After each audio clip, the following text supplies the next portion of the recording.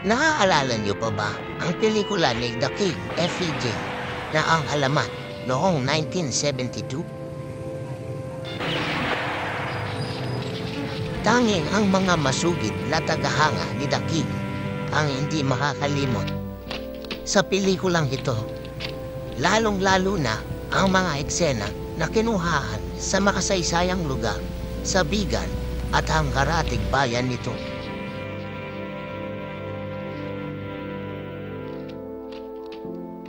Balik-tanawin natin ang mga eksena na kinuhaan sa nasabing pelikulang ito noong 1972. At kung ano na ang itsura nito ngayong 2024. Sa simula ng pelikula na kung saan ay may naglalakad na bata ay kuha sa Parish of St. Augustine of Hippo o Bantay Church. Ito ang itsura niya noong 1972 at ito siya ngayon, 2024.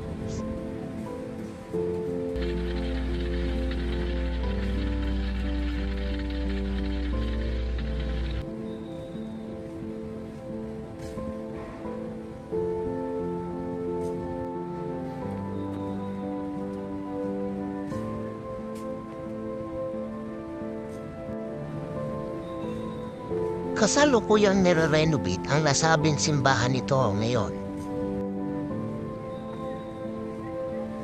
Magpa hanggang ngayon ay masisilayan pa rin ang rebulto ng Our Lady of Charity. At sa likod nito ay makikita ang Bantay Bell Tower.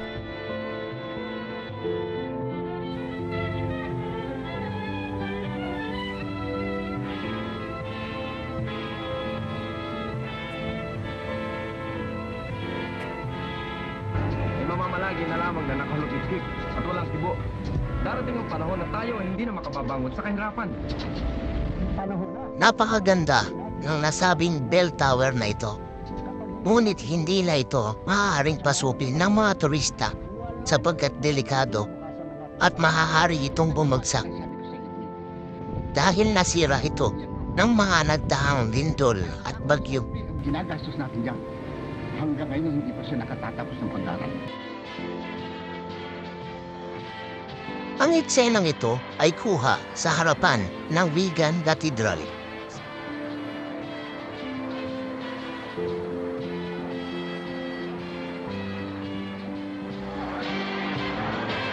Ito siya noong 1972 at ito na siya ngayon 2024.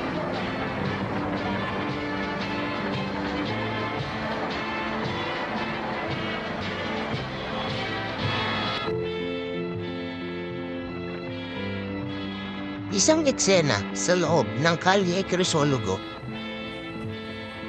Ngayon ay napapalibutan na ito ng maraming mga souvenir shops.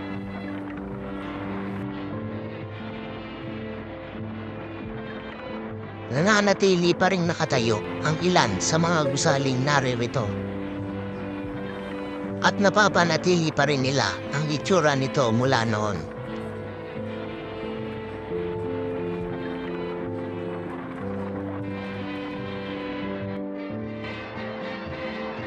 Ang eksenang ito ay kuha sa kanto ng Burgos Street at Crisologo Street.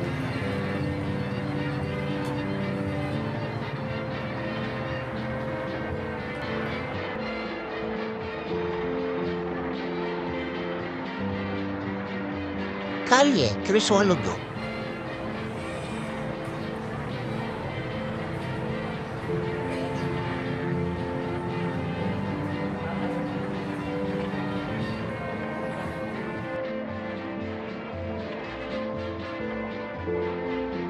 Ang harapan ng Vigan Cathedral kasama ang Bell Tower.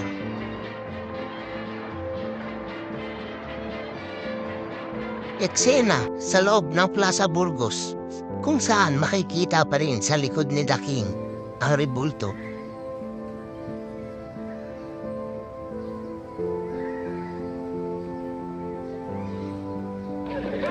Ang eksenang ito ay kuha sa gilid ng Vigan Cathedral, kung saan hinarang siya ng mga bandido. Ito ang itsura ng gilid ng Vigan Cathedral ngayong 2024.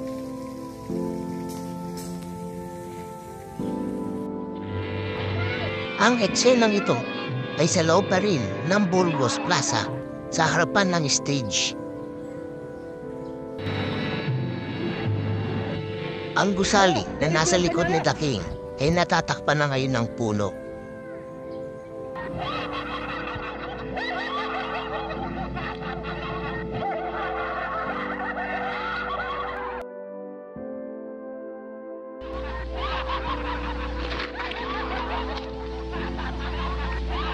Ang eksenang ito ay kuha sa monumento ni Padre Burgos na nakatayo sa gitna ng Burgos Plaza.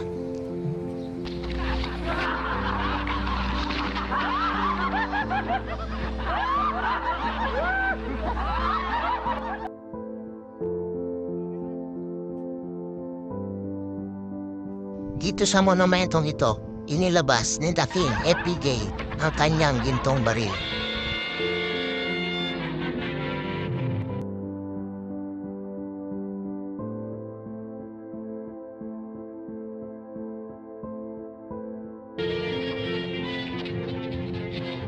Ang bakanteng lote na tinatakbuhan ni The King ay marami ng kantin ngayon. Makikita dito ang Vigan Bell Tower kung saan tumatakbo ang mga bandido patungo sa sira-sirang gusali na kinaroroonan ni The King. Ngunit ngayon, ang nasabing gusaling ito ay kinatatayuan na ng McDonald's.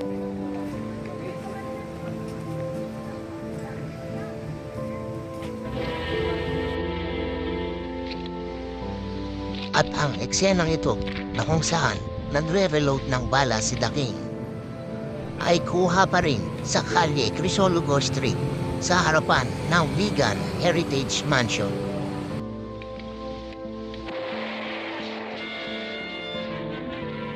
Dito siya tinamaan ng bala at bumagsak sa sahig.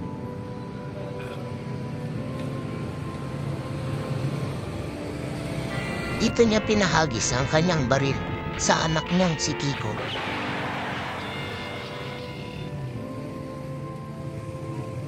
Nawala na ang mga bricks sa pader, ngunit bakas pa rin ang pinagtanggalan ng mga ito.